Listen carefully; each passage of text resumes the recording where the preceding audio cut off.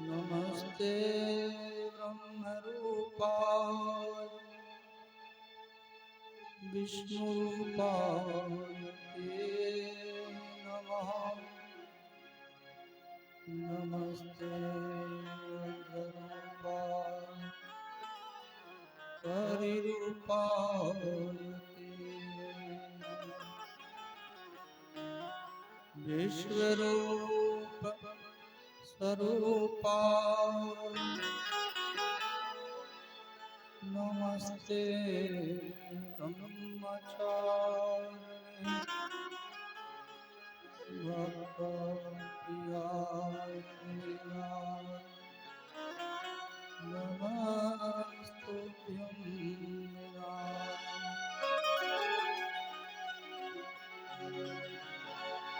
अखण्डमण्डलाकारं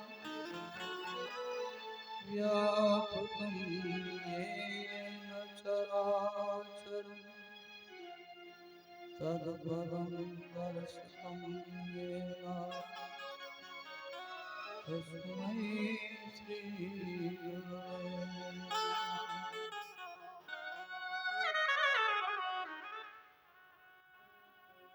अज्ञानतिमिरान्धस्य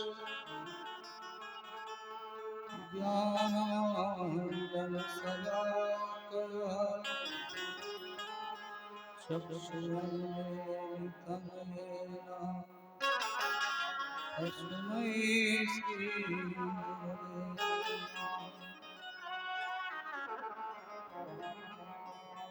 वरापीडं नटवरवपुः कर्णयो कर्णिका बिभ्रदवासः कनककपिशं वैजयन्ती जमाना रन्ध्रानवेणुरधरसुधया सूरयन् गोपवन्दै वृन्दारण्यं स्वपदरमणं प्राविशदधीतमे।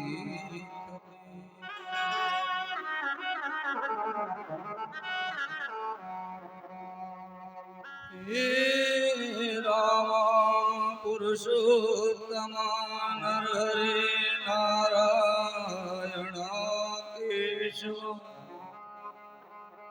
गोविंदा गरुड़ध्वजा गुणनिधि दामोदरा।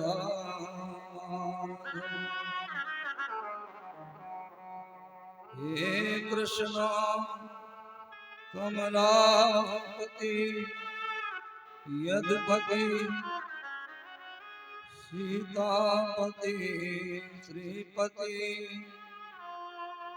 वैकुंठाधिपति चराचरपति लक्ष्मीपति पालिनो।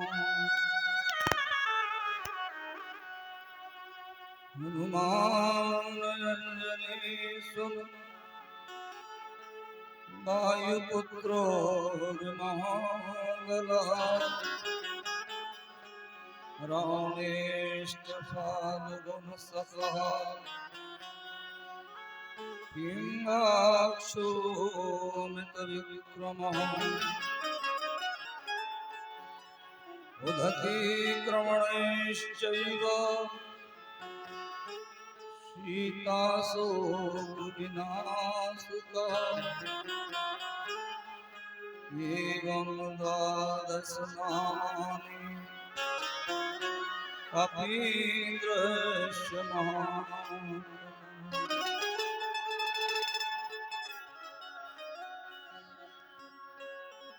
देवी प्रपन्नार्तिहरे प्रसीद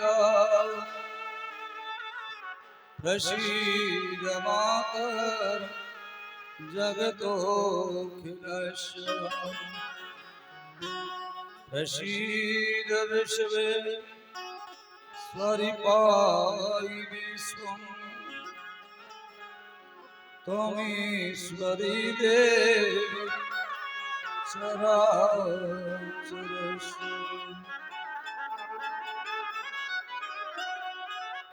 हर चरण कृतंबा कायजम कर्मजं वा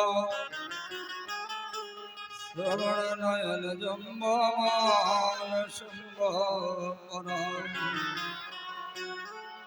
विहितं वा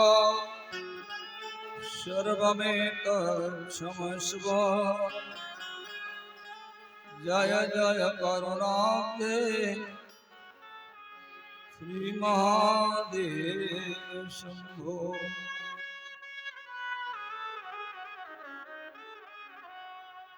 श्री गुरुचरण सरोज रज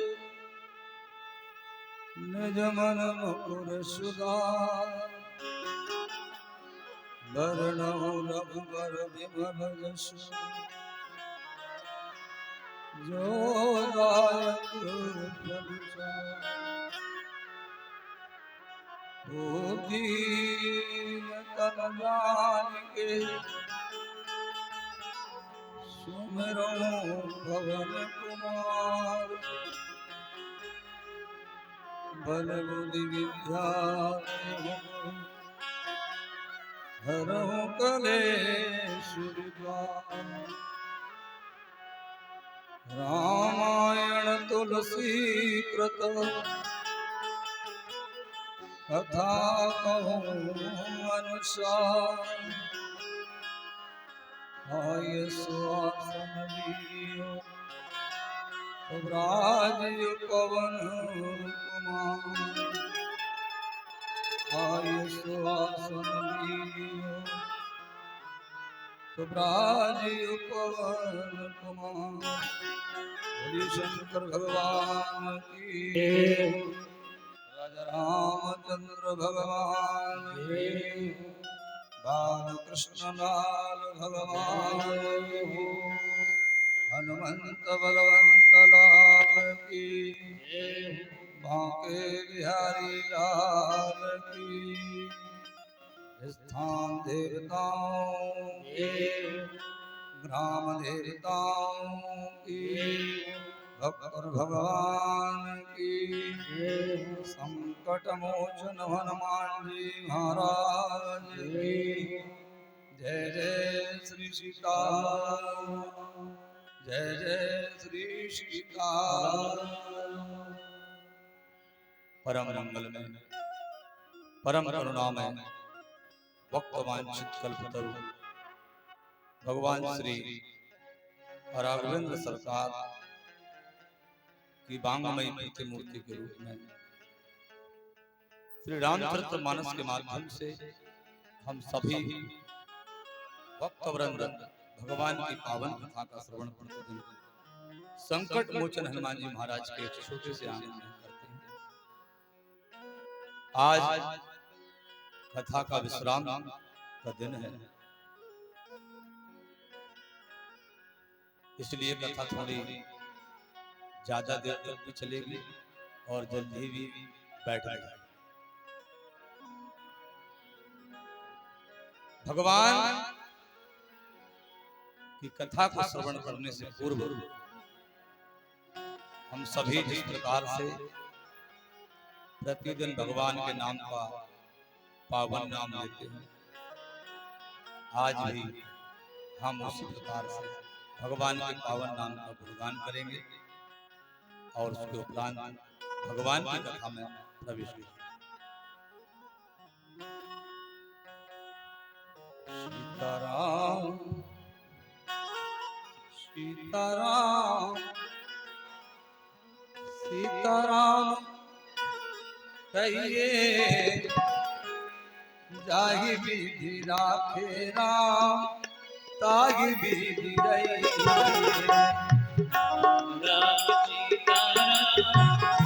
सीताराम कहिए जाहि विधि राखे ताहि विधि रही।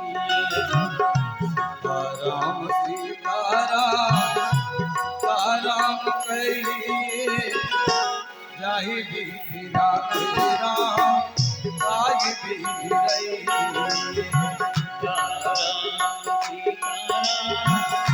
सीताराम कहिए जाई बेरा तेरा आई बेरी सीताराम सीताराम सीताराम कहिए आई भी राम आई भी रही सीताराम सीताराम सीताराम कहिए जाई बेरा तेरा आई बेरी राम सीताराम सीताराम कहिए आई भी राम आई भी रही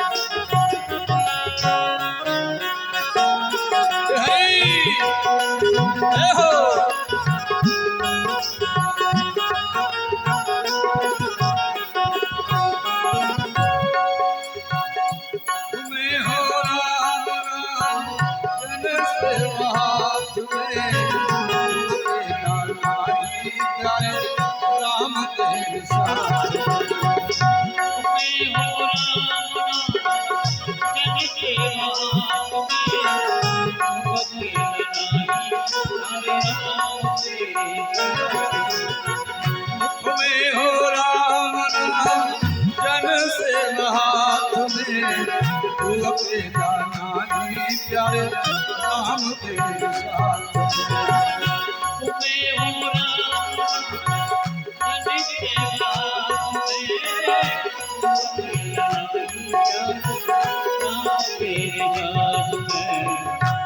काफी ठान जा काफी ठान जा हनी नाव सही जाही भी राम आई भी गई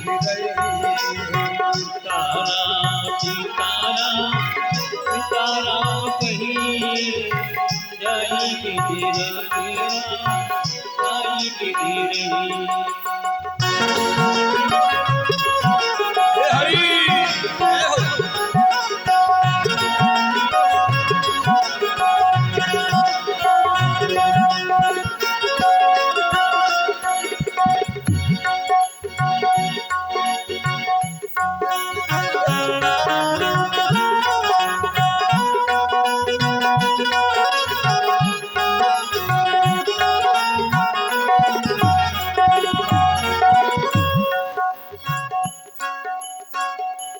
अभिमान तो फिर मान नहीं पाएगा होगा वही प्यारे तो राम जी भाएगा या अभिमान तो फिर मान नहीं पाएगा होगा वही प्यारे तो श्री राम जी यह अभिमान तो फिर मान नहीं पाएगा होगा वही प्यारे ज्योति राम जी को भाएगा या अभिमान तो मान नहीं पाएगा होगा वही प्यारे तो श्री राम जी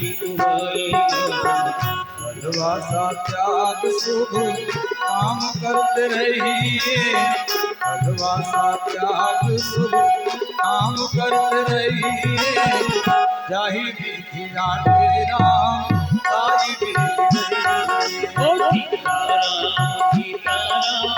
सीताराम कहिए जय गिरी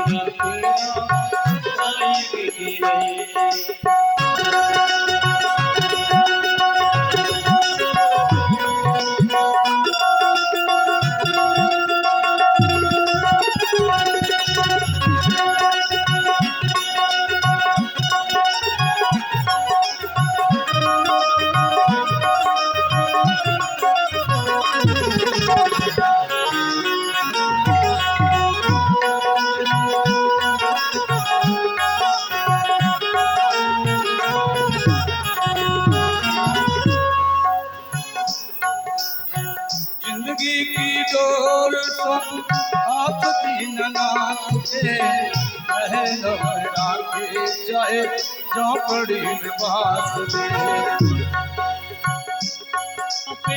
हाथ दीननाथ के महलों में राखे चाहे झोपड़ी में बास दे जिंदगी की डोर हाथ दीननाथ के महलों में राखे चाहे झोपड़ी में बास दे जिंदगी की डोर को हाथ दीननाथ के महलों में राखे झोपड़ी में बास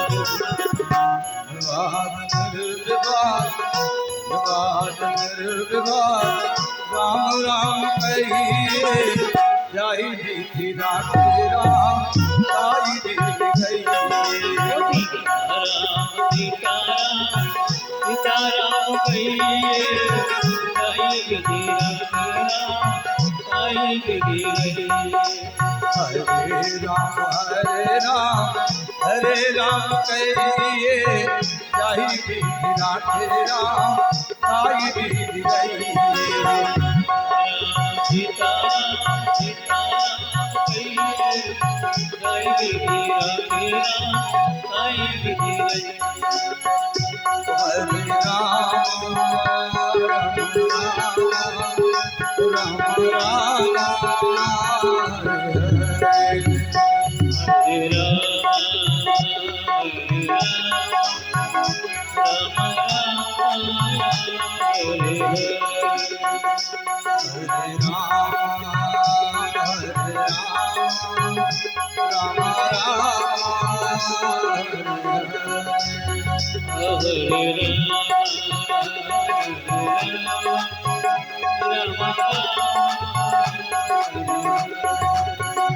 हरे राम राम राम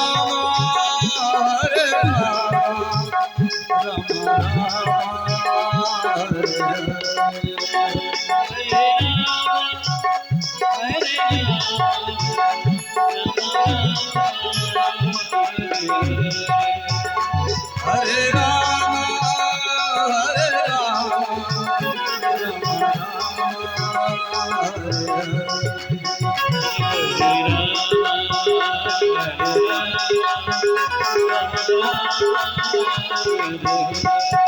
Hare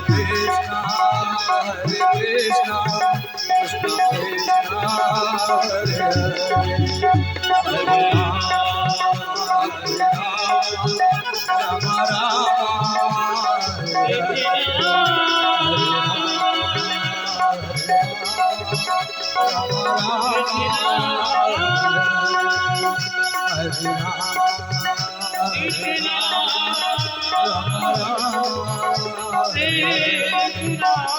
Rama,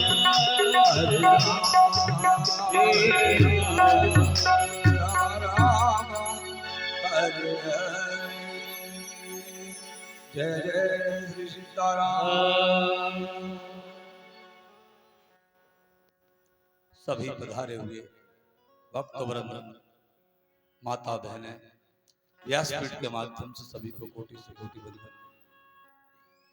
आज हमारी कथा का विराम दिवस है, बिछड़ने का दिन है। आज हम सब लोग पुनः कब एकत्रित होंगे ये नहीं कहा जा सकता है, इसलिए आज मैंने भाव से और बड़े मन से भगवान की कथा आप लोग सुन रहे हैं। तो आप सुन रहे हैं तो इसका साक्षी कौन है? भगवान की कथा तो आप सुन रहे हैं, लेकिन इस कथा का साक्षी कौन है? अगर कभी ऐसा मौका आया कि आपसे प्रमाण मांगा गया कि आपने कथा को श्रवण किया, तो क्या साक्षी कौन है? देखिए, जितने भी शुभ कार्य हम करते हैं इनके साक्षी 9 लोग हैं। सूर्य, सोमो, यमा, काला, महाभूतानि पंच। एते शुभाशुभायस्य कर्मणो नव साक्षिणः। 5 भौतिक, ये पंचभूत जो हैं, छित जल पावक गगन समीरा, ये 5 तो पंचभूत हैं। ये प्रत्यक्ष प्रमाण देंगे, पृथ्वी आकाश वायु, ये 5 प्रत्यक्ष प्रमाण देंगे कि इन्होंने धर्म सुना है, ये धर्म कार्य में लिप्त हुए हैं, इन्होंने भगवत कार्य किया, पुरुषार्थ किया है। 5 तो ये हैं। और सूर्य सोमो यमा काला, इसके बाद सूर्य और चंद्रमा इस बात के प्रमाण देंगे कि हाँ, इन्होंने भगवान की कथा की है, भगवान की कथा को सुना है। यमा काला, यमा काला का मतलब है कि यमराज और काल, क्योंकि यमराज भी जो है हमेशा भ्रमण कर रहा है, और काल, काल माने समय, समय गवाही देगा कि हाँ, इन्होंने ये शुभ कार्य किया है, ये शुभ जीवन इन्होंने जिया है। सूर्या सोमो यमा काला महाभूतानि पंचचा एते शुभाशय कर्मणो नव साक्षिणः। 9 साक्षी हैं आपके कर्म के। आप चाहे अच्छा कर्म करें, चाहे आप बुरा कर्म करें, लेकिन साक्षी ये 9 लोग, 9 लोग। आज समय का अभाव, इसलिए इसी से कथा में प्रवेश करेंगे। कल की कथा में भगवान ने पंचवटी में जाकर पर्णकुटी बनाई। अब पर्णकुटी बनाई है तो यहाँ एक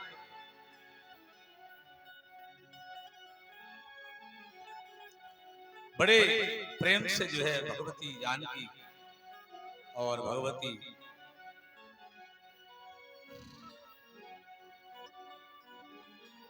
जानकी के साथ में परमात्मा राम लक्ष्मण तीनों विराजमान, तीनों इस कुटी में निवास करते हैं।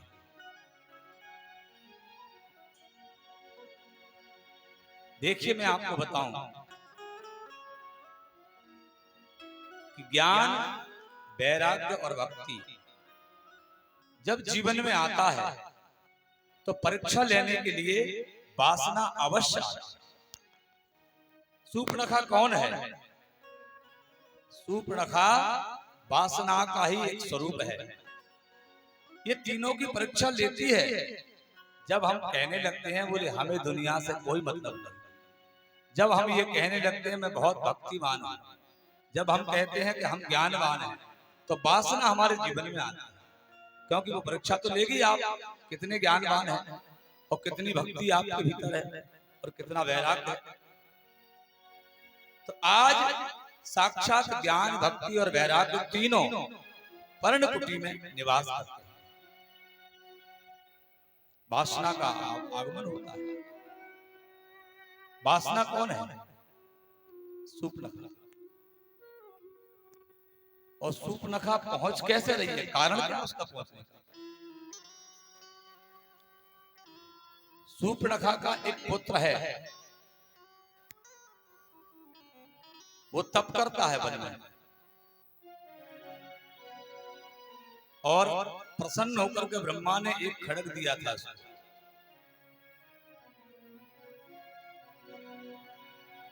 सांब इसका नाम है। ब्रह्मा खड्ग तो दे गए, लेकिन खड्ग जब दिया सांब को तो सांब को यह पता नहीं था कि वो खड्ग मुझे मिल चुका है। लक्ष्मण जी ने उसी खड्ग से उस सांब का सर काट दिया। वो वृक्ष काटने के लिए गए थे, क्योंकि लक्ष्मण जी की ड्यूटी थी, वो लकड़ी वगैरह लाते थे। तो वृक्ष काटने गए तो उस खड्ग से उन्होंने सांब का सर अलग कर दिया। और वो उसी वृक्षों में छुप करके साधना कर रहा था सांब, तो दिखाई नहीं दिया। तो भगवान राम जी से लक्ष्मण जी ने पूछा कि मुझसे ब्रह्म हत्या हुई है, इसका प्रायश्चित क्या है बताओ। तब राम जी ने कहा कि तुमने जो है मुनि की राक्षस की हत्या की है, तो तुम जो है एक हत्या का तुम पर दोष लगेगा। आज उसी पुत्र को ढूंढती ढूंढती, सांब को ढूंढती ढूंढती सूर्पणखा उस वन में फिर रही है।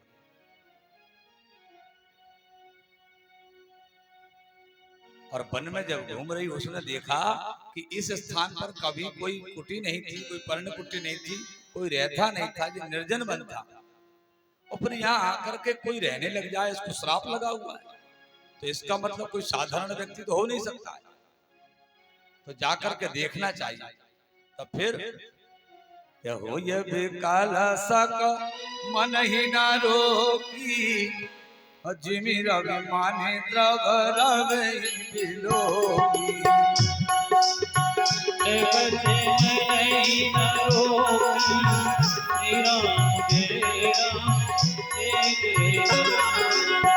रुचि रूप धरि प्रभु पै जाई, बोली अचल बहुत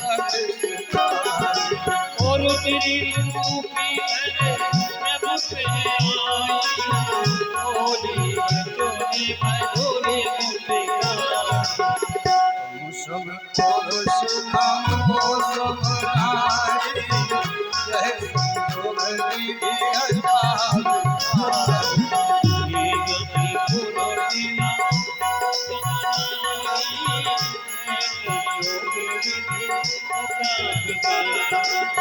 श्री राम जय राम जय जय राम, श्री राम जय राम जय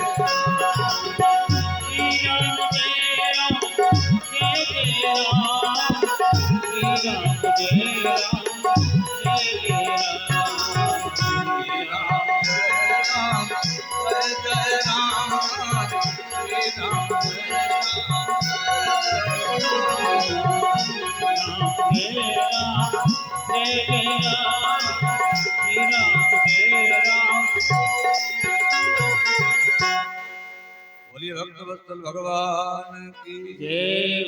रुचिर रूप धरी प्रभु पही जाए, भगवान के पास गई। रुचिर का मतलब क्या है? रुचि के अनुसार, जैसी मेरी रुचि है वैसे हम रहेंगे। वासना का सीधा सा स्वभाव है, अहंकार का सीधा सा स्वभाव है, किसी की मर्यादा का पालन नहीं करना। हमारी मर्जी होगी वैसे हम रहेंगे। तो रुचि के अनुसार रूप धारण किया, बड़ी सुंदर बन गई और सुंदर बन करके भगवान के पास पहुंच गई। भगवान के पास जाकर के बोलती है, बोले तुम सम पुरुष नमो सम नारी। मैंने पहली बार जीवन में ऐसा पुरुष देखा है, मैंने आज तक नहीं देखा है। और ये बड़ा संयोग है विधाता का कि आपको मुझसे मिला दिया। बोले 3 लोकों में घूम कर आ चुकी हूं मैं, 3 लोकों में मम अनुरूप पुरुष जग नाही, और देखो खोज लोक क्यों माए। 3 लोकों में खोज चुकी हूं, लेकिन मुझे तुम्हारे से अच्छा पुरुष नहीं मिला। इसका मतलब ये भी हो सकता है कि शायद हो सकता है वो वासना भगवान को ढूंढ रही हो, या वो भगवान को तलाश करने गई हो पृथ्वी लोक पर, आकाश लोक पर और स्वर्ग लोक पर, लेकिन कहीं भी नहीं दिखाई दिए। तो फिर तुम इसका मतलब यहाँ पृथ्वी लोक पर हो, मुझे तो अब पता लग रहा है। तो बस ठीक है, फिर क्या है, तो मैं तुम्हारे साथ शादी करूंगा। बोले मैं कुंवारी हूँ, शादी नहीं की मैंने अभी तक। अब विचार करने का प्रश्न है कि विवाहित है ये, लेकिन विवाहित होने के बाद भी कह रही है कि मैं कुंवारी हूँ। ताते लगी अब रही कुंवारी, मैं इसलिए अब तक कुंवारी हूँ क्योंकि मुझे पुरुष नहीं मिला। तो पुरुष नहीं मिला, कुंवारी होने का प्रश्न इसलिए नहीं उठता है कि इसका जो पति था उसका नाम था विद्युज्जिह्वा, हाँ, जिसको रावण के हाथों मर गया था। तो विद्युज्जिह्वा का काम क्या था, उसके प्रभाव क्या था? विद्युज्जिह्वा का विशेषता थी कि अगर वो जीव से चाट भर ले, काटना नहीं, चाट भर ले, तो उसकी जीभ में ऐसा करंट था, विद्युत जीभा, उसका नाम से ही आप समझ रहे होंगे, विद्युत जीभा। उसकी जीभ में करंट था और उसका करंट इतना बड़ा था कि वो केवल चाट भर देता। तो रावण ने जो है उसको समाप्त कर दिया। कारण बहुत सारे हैं उसके। तो एक तो वो अपना बदला लेने के लिए तलाश रही है कि कोई ऐसा मिले जिससे रावण को बदला लिया जाए, क्योंकि नारी हूं मैं और उस पे भी फिर मैं विधवा हूं और अबला हूं, तो मैं बदला ले नहीं सकती, मुझ पर इतना सामर्थ्य है नहीं। तो इसलिए विचार किया कि अब क्या करूं। किस्मत की बात कि तुम मुझे दिखाई दिए और मुझे लगा कि तुमसे बड़ा पुरुष अब मुझे नहीं मिलने वाला। तुम सम पुरुष नमो सम, रुचिर रूप धर करके गई। क्यों? क्योंकि भगवान माया को तुरंत पहचान लेते हैं। ये कौन गई है? माया। सुप्नखा माया है। और माया का और भक्ति का दोनों का एक अलग अलग तरह से जोड़ा है।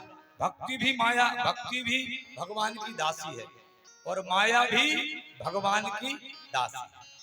तो माया का रूप लेकर गई, लेकिन माया कहती है, भगवान कहते हैं मैं माया के साथ कभी विवाह नहीं करता, भक्ति के साथ मेरा वर्ण होता हमेशा, मैं माया के साथ विवाह कर करूंगा। सुप्नखा ने कहा आप लोग शादी कर लीजिए हमसे। भगवान ने कहा कि देखो हमारे पास तो पहले से मौजूद है, हम तो शादी नहीं कर पाएंगे। हमारा जो भाई है सामने बैठा है, लक्ष्मण जी उस समय बाण घिस रहे थे पत्थर पर, बाण की घिसाई चल रही थी पत्थर पर, उस पर नोक कर रहे थे। तो याद रखना कभी जो बाण घिसता है उसका ध्यान उस पर होता है, क्योंकि नोक बहुत बारीक होती है, उसको देखना पड़ता है। तो लक्ष्मण जी को तो पता नहीं सुप्नखा कब आ गई, क्या वार्तालाप हो गया।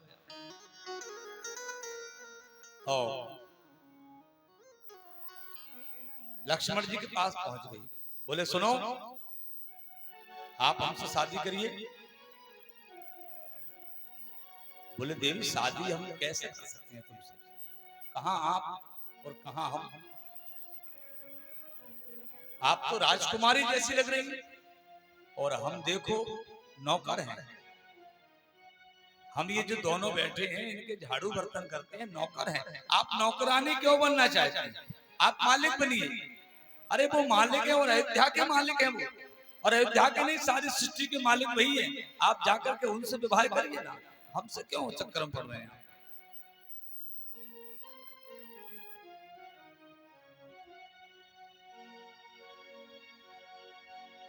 लक्ष्मण जी ने वापस कर दिया, राम जी के पास पहुंच गए। बोले वो तुम्हारा भाई तो मना कर रहा है, वो तो नहीं कर पाएगा शादी। राम जी ने कहा ऐसे कैसे नहीं करेगा, उसके पास पत्नी है नहीं, वो परेशान है बेचारा, उसके कपड़े कोई धोने वाला नहीं, उसकी सेवा करने वाला नहीं, उसको खाना बनाने वाला कोई नहीं है, उसको आवश्यकता है। लक्ष्मण कौन है? बैराग। तो बैराग तो और भी वासना का वर्ण नहीं कर सकता। लक्ष्मण बैराग है तो बैराग तो और भी वासना का वर्ण नहीं कर सकते। तो फिर कैसे क्या हो? बैराग्य भी माया से दूर रहता है, ज्ञान भी माया से दूर और भक्ति भी माया से दूर है। तीनों का वासना से माया से कोई लेना देना नहीं। और सुप्नखा माया।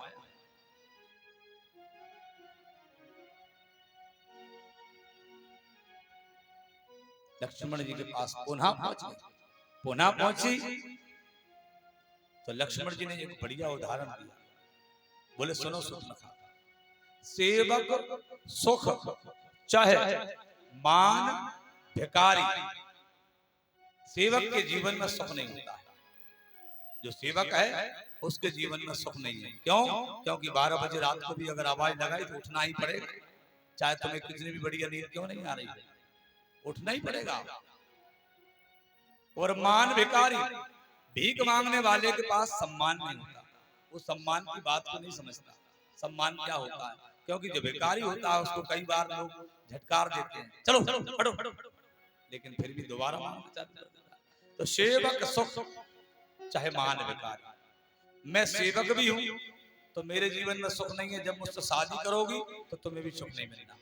फिर बोले मैं भिखारी भी, मेरे पास तो कुछ है नहीं, मैं तो जो कुछ मांगता हूं बस इन्हीं से मांगता हूं। और मैं जब इनसे मांगता हूं तो तुम्हें भी इनसे ही मांगना पड़ेगा। तो हम दोनों के पास इज्जत भी कोई नहीं रहेगी। क्या इज्जत रहेगी हमारी? मांग मांग के खाएंगे इनसे। हाँ? सेवक सुख चजमान भिखारी व्यसनी धनी। व्यसनी, आय से अधिक खर्च करने वाला कभी धनवान नहीं बनता है। आय से अधिक खर्च करने वाला कभी धनवान नहीं बन सकता। पैसे को संग्रह करने वाला व्यक्ति धनवान बनता है। 100 रुपए का मूल्य ना समझे, लेकिन 1 रुपए का मूल्य जरूर समझे। जिस प्रकार से आप लोग धनिया वाले के पास जाते हैं, उसके लिए 2 का दे दिया, उसने 1 का धनिया दिया। अरे ठीक है, रख लो 1 रुपया। आप थोड़े आए 1-1 रुपये अगर महीने भर में छोड़ते हैं, 30 रुपए छोड़ दिया आपने, यानी 30 रुपए महीने तो आप फेंक रहे हैं, जिसका कोई मूल्य नहीं। आप होटल पर खाना खाने गए और उसने कहा 560 रुपए का बिल बना, और हमने उठाकर उसको 600 रुपए बोले, 40 रुपए बेटा तुम्हारा टिप है। तो किस बात का है? यानी हम जब व्यर्थ में पैसा खर्च करते हैं तो वो पैसा सिवा मिटाने के हमारे और कोई उसका वो नहीं है। मेरी एक बहुत अच्छी हमारी एक बूढ़ी माताजी है, हमारी बहन की सास, तो उन्होंने मुझे एक सूत्र दिया था जीवन में। उन्होंने कहा बेटा, सहूलियत से चलना भी बहुत बड़ी बचत है। मेरी गाड़ी खड़ी है, ये गाड़ी धोने वाला मुझसे 150 रुपए लेगा। अगर मैंने 150 रुपए की गाड़ी खुद ने धो दी तो मेरा 150 रुपया बचा, और मैंने 150 रुपए की मजदूरी खुद ही कर ली ना। मेरे ही काम में मैंने 150 रुपए कमा लिए, क्योंकि मेरा कमाया भी 150 रुपया जाता, लेकिन मैंने उसमें खर्च कर दिया। दूसरा, जब हम कोई काम करते हैं तो काम करने में हमारी अंदर का अहंकार समाप्त हो जाता है। हम घमंड नहीं रहता हमारे अंदर। 100 बसों के एक मालिक हैं, मैं उनके बारे में बहुत सारे उदाहरण मेरे पास हैं। वो प्रतिदिन सुबह 6 बजे उठती हैं, पूरे घर के जूतों पर पॉलिश करते हैं। छोटे से बच्चा जो 8 साल का भी है, उस बच्चे के जूते पर भी वो पॉलिश करते हैं। मैंने उनसे पूछा, मैंने कहा आप इतने बड़े आदमी हैं, ये काम क्यों करते हैं?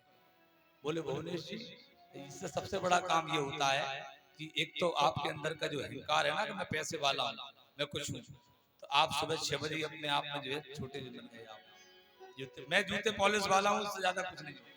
तो उससे क्या होगा, आपके अंदर विनम्रता आ जाएगी, और विनम्रता आएगी तो ये विनम्रता मुझे मेरे कर्मचारियों के साथ व्यवहार करने के लिए बहुत काम करेगी। क्योंकि जब अहंकार होगा तो मैं कर्मचारियों के साथ गलत ढंग से बात करूंगा, और जब विनम्रता होगी तो मैं ठीक से बात करूंगा। तो सेवक सुख चाहे मान भिखारी व्यसनी धन शुभ गति व्यभिचार। और अगर व्यभिचार करने वाला व्यक्ति, व्यभिचार मतलब पराई स्त्रियों के साथ घूमने वाला, पराई स्त्रियों में रुचि रखने वाला व्यक्ति जो होगा, अगर वो चाहता है कि मेरी शुभ गति हो जाए तो नहीं हो सकती। जिस प्रकार श्रीमद् भागवत कथा में वर्णन आया है कि जो धुंधकारी था, वेश्याओं ने उसके मुख में अग्नि भर दी, क्योंकि व्यभिचार था। क्रोधाग्नि दग्धः कुटिलाश्च कामिनः। 5 प्रकार के पाप हैं। क्रोध करना भी पाप होता है, कामी व्यभिचार करना भी पाप है, ये 5 जुआ खेलना पाप है, ये पाप है 5 प्रकार के। बोले ये व्यभिचार पाप है। और जिस दिन भी तुम्हारे साथ तुम्हारा पैसा खत्म होगा तो वही महिलाएं तुम्हें मार देंगी जिनके पीछे तुम भाग रहे हो। व्यसनी धन शुभ गति व्यभिचारी। व्यभिचारी व्यक्ति की कभी गति नहीं होती है, दुर्गति होती है। लक्ष्मण जी ने समझाया, लेकिन माया है, वासना है, कहां समझती है। जिसके अंदर बेटा थोड़ा सा व्यभिचारी जो है उसको कहां समझ में आती, नहीं आती। सब वापस गई राम जी के पास, बोले तेरा भाई तो शादी नहीं करता है, अब बता क्या करना है। भगवान ने कहा कि अब देखो वो शादी नहीं कर रहा है और मेरे पास पहले से, तो मैं तो मजबूर। सुपनखा ने विचार किया कि एक काम हो सकता है कि अगर मैं जानकी जी को मार दूं तो ये जगह खाली हो जाएगी, फिर इनके पास रोटी बनाने वाला कोई नहीं, फिर जगह खाली हो जाएगी। क्योंकि इसी की वजह से शादी नहीं हो रही मेरी। और मैं इसको अगर समाप्त कर दूं, क्योंकि माया और भक्ति दोनों भगवान की दासी हैं, तो माया विचार करती है अगर भक्ति ना रहेगी तो भगवान मेरा वर्ण कर लेंगे, लेकिन भगवान कहते हैं माया तू मेरी गुलाम है, इससे ज्यादा कुछ नहीं। मैं जैसे तुझे नचाऊंगा वैसे तू नाचे, लेकिन तेरे साथ व्यवहार नहीं करूंगा। भगवान ने जब मना किया तो आक्रमण किया जानकी पर, और जानकी जी पर जब आक्रमण किया तो भगवान ने इशारा कर दिया लक्ष्मण जी के लिए, ऐसे चार बताए। चार माने श्रुति, श्रुति माने वेद, वेद माने श्रुति माने कान भी और वेद भी, दो काम होंगे, दो अर्थ है उसके। फिर एक बताया, एक माने नाक, नाक एक, ऐसा इशारा मतलब जो रामायण में वाल्मीकि ने आया है कि जिस प्रकार शब्दों को बोला गया है इशारे से वो बोल दिया। और जैसे ही बोला तो लक्ष्मण जी उठ करके जो है आए, और आकर के उन्होंने क्या किया है कि नाक कान बेन भाई बेकरारा जन सभाए गए रुकेदारा। नाक कान बेन भाई बेकरारा जन गए रुकेदारा। प्रदूषण पही गई गिल पाता जग जगतावे और सबन दाता।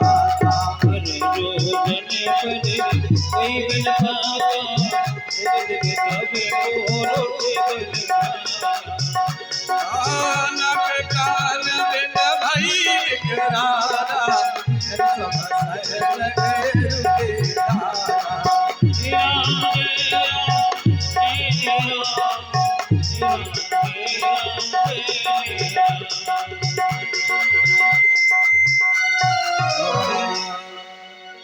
नाक कान बिन भई बेकरारा।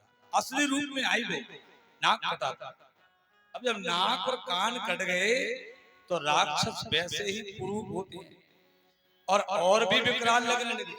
और देखिए नाक की लंबाई चौड़ाई क्या बताई रामायण में, नाक कान बिन भई विकरारा और जनुश्रव सैल, सैल माने पर्वत। बहुत बढ़िया, आप बहुत अच्छे श्रोता हैं मेरी, ये मानिए आप कि आप देवहूति हैं मेरी। हाँ आप मेरी देवहूति हैं। एक मिनट में आपको बताती हूँ। वाह, सैल माने पर्वत, यानी अकेली नाक इतनी बड़ी है पर्वत के बराबर। तब विचार करिए पूरा शरीर कितना बड़ा होगा। जनुश्रव सैल गेरु के धारा, धार नहीं है धारा। जब बाढ़ आती है तब अपन कहते हैं धारा बहुत बड़ी है, या जब पानी बरसता है तब अपन कहते हैं नदी में भैया बहुत धारा है, मत जाइए, मत जाना, उधर नहीं जाना। और जो धार होती है वो छोटी होती है।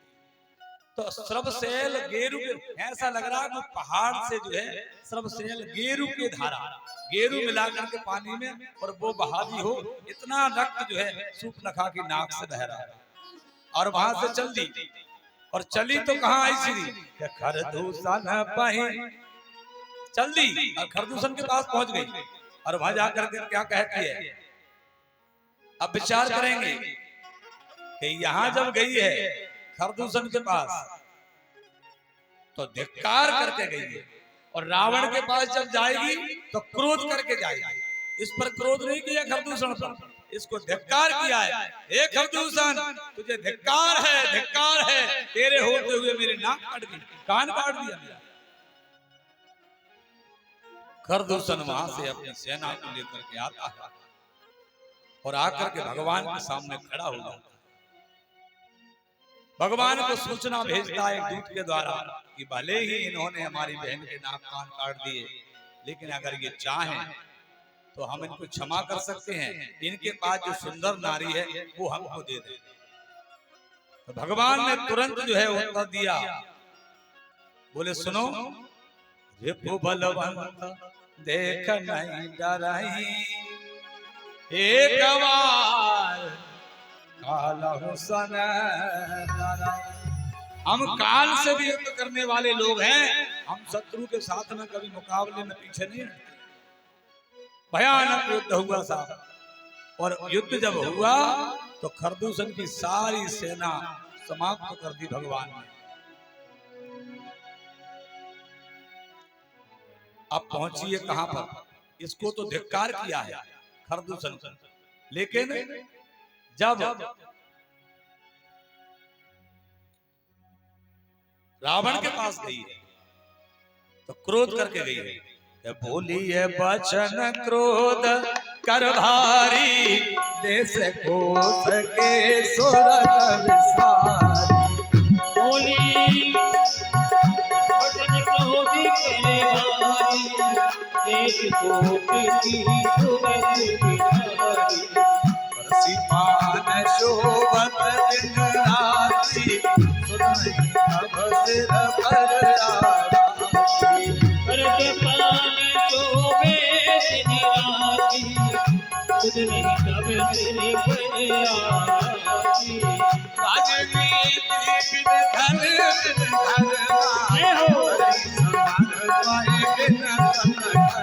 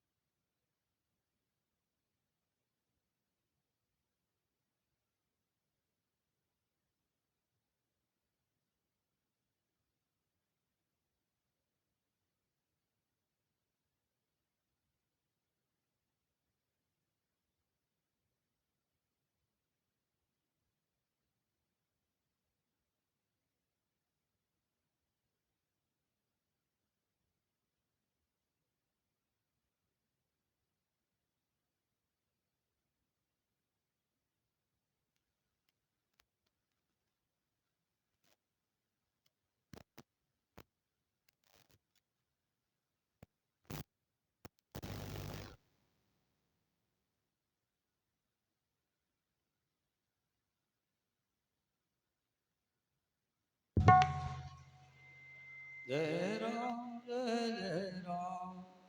रावण के पास पहुंची क्रोध करके, वहां धिक्कार किया उसको, प्रदूषण को, यहाँ क्रोध किया।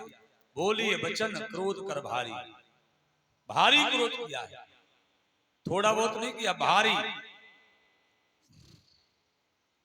बोले राजनीति रावण, राज्य जो है नीति के बिना संचालित नहीं होता है, और बिना धन के कभी धर्म नहीं होता। तू समझता है कि सोने की लंका है तो हमारी रक्षा करेगी, अगर धन किसी पर हो तो उसका दान भी करना चाहिए। तूने आज तक अपने जीवन में कभी किसी को दान भी नहीं किया, क्योंकि राजा का धर्म है कि राजा को दान भी करना चाहिए। और तू नीति भी भूल गया है, राजनीति बिन धन बिन धर्म। क्योंकि नीति क्या कहती है राजा की, कि राजा के आसपास कोई भी शत्रु अगर घूम रहा है तो उसे पता होना चाहिए। भाई मान लीजिए हमारे यहाँ अगर पाकिस्तान से आतंकवादी आता है और हमारी सरकार को यही पता नहीं है कि कब घुस गया, तो इसका मतलब सरकार की नीतियों में कमी है कि वो व्यवस्था को नहीं चला पा रही है। तो रावण को यही कहा, बोले राजनीति, तू नीति भूल गया है। और धन भी धन, तुझे धन पर घमंड है कि मैं बहुत धनवान हूं, लेकिन तूने धर्म नहीं किया आज तक। क्यों? धर्म किया जाता है तो धर्म को भगवान को समर्पण किया जाता है। हर ही समर्पय विंसित कर्मा। जीवन में कोई भी अच्छा काम करो, भगवान को समर्पण करो। हे परमात्मा, आपके लिए ये किया है। क्यों? क्योंकि हम भगवान की संतान हैं, भगवान हमारे पिताजी हैं, और पिताजी होने के नाते जो पैसा हम कमाते हैं वो किसको ला कर देते हैं? पिताजी को। पैसा माँ को देंगे तब भी पिताजी के पास रहेगा। तो हम अपने माता पिता को वो पैसा देते रहेंगे तो समय आने पर वो माता पिता वो पैसा हमको जरूर देंगे जब काम पड़ेगा। लेकिन तूने आज तक भी कभी भगवान को कुछ समर्पण नहीं किया है। और बोले संगत जति कुमंत्र तेरा राजा। अगर योगी के साथ में अगर कोई स्त्री है तो वो जो है कभी भी योग नहीं कर सकता है। संग त्यजति, यदि यूं कहें कि हमने शिव जी को सिर चढ़ा दिया और काल को जीत लिया और काल हमें नहीं जीत सकता, तो ये भी नहीं हो सकता, क्योंकि तुम्हारा मन जो है विषयों में आसक्त हो गया है। तुम अगर ये समझते हो कि मैं बहुत बड़ा योगी सन्यासी हूं, तो वो भी तुम्हारा सोचना गलत है। और बोले कुमंत्र ते राजा, तुम्हारे पास जितने राजा जितने मंत्री हैं ये सब कुमंत्री हैं। आपका मंत्री एक भी ऐसा नहीं जो आपको सही रास्ता दिखाता हो। और मानते ज्ञान, तुम्हारे पास ज्ञान बहुत है, तुमने वेदों को पढ़ा, पुराणों को पढ़ा, शास्त्रों को पढ़ा, ज्ञान बहुत है, लेकिन ज्ञान से मान सम्मान मिलता है। लेकिन तुमने मान सम्मान समाप्त कर दिया। कैसे? बोले करसी पान सोबत दिन रात। तुमने शराब को सेवन किया और दिन रात सो जाते हो, तो शराब पीने वाले का सम्मान भी नहीं होता है। इसलिए पान तेलाजा, जो शराब पीता है वो शर्म उसकी समाप्त हो जाती है, क्योंकि वो तो कभी भी नालियों में पड़ा है और कभी भी वो कैसा भी हो रहा है, तो उसके पास में कहां सम्मान है। अब बोले प्रीति प्रणय,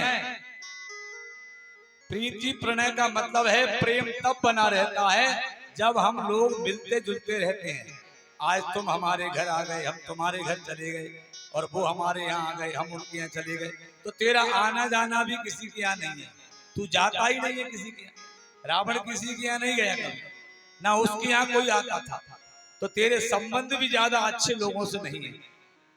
बोले मद ते गुनी, तुम में राजमद है और जो गुण है वो तुम्हारे सब नष्ट हो चुके हैं। इस प्रकार से शूर्पणखा समझाती है। और रावण रिपुरुज पावक पाप प्रभु, चार चीजों को कभी कमजोर नहीं समझना चाहिए। रिपु रुज पावक पाप और प्रभु। रिपु रुज पावक पाप प्रभु, पांच चीजें हैं, इनको कमजोर नहीं समझना चाहिए। एक तो रिपु, शत्रु को कभी कमजोर मत समझो। रुज यानी रोग को कभी कमजोर नहीं समझना चाहिए। और पावक, अग्नि को भी कभी कमजोर नहीं समझना चाहिए। और पाप जो किया है जीवन में उसको भी कभी कमजोर नहीं समझना चाहिए। और भगवान रिपुरुज पावक पाप प्रभु अहि और सर्प, इनको छोटा करके नहीं मानना चाहिए। छह चीजें, इनको छोटा, क्योंकि छोटा सा भी सांप है तो अगर जान से ना मारेगा तो कम से कम घायल तो कर ही देगा। रावण को जो है समझाया शूर्पणखा ने, लेकिन रावण को अभी कोई असर नहीं हुआ। देखिए, जब किसी को उकसाना है तो उसका एक ही तरीका है कि उसकी कमजोरी क्या है उसको पकड़ना चाहिए। रावण की सबसे बड़ी कमजोरी क्या है? स्त्री, क्योंकि उसने तीनों लोगों की स्त्रियों को जीत कर लाया। तो शूर्पणखा ने विचार किया स्त्री ही इसकी कमजोरी है। अगर मैं इसको ये कह दूं कि उनके पास सुंदर स्त्री है तो ये फिर जो है भड़क जाएगा। तो शूर्पणखा ने अब दूसरा उपाय सोचा।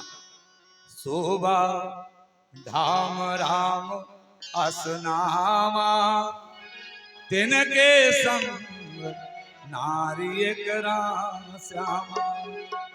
उसको उनके पास एक सुंदर स्त्री है और वो स्त्री ऐसी है शोभा धाम, अगर तेरे महल में आ गई तो इसकी शोभा बढ़ जाएगी। और वास्तव में बात सही है, क्योंकि जानकी कौन है? जानकी भक्ति है। रावण के पास केवल भक्ति की कमी है। अगर भक्ति आ जाए तो शोभा तो बढ़ जाएगी, ये तो पक्की बात है। भक्ति की, केवल भक्ति की कमी है बस, और सब कुछ है उसके पास। रूप राशि और विधि नारी सवारी, रति सत कोटि तासु बलिहारी। बोले रूप राशि, रूप राशि का मतलब है विधाता ने उसको बहुत ही चुनकर बनाया है। सूर्पनखा ने जब सारी कथा को सुनाया, कम सूर्पनखा ने जब सारी कहानी को समझाया तो रावण समझ गया कि अब मेरा बचना मुश्किल है। कारण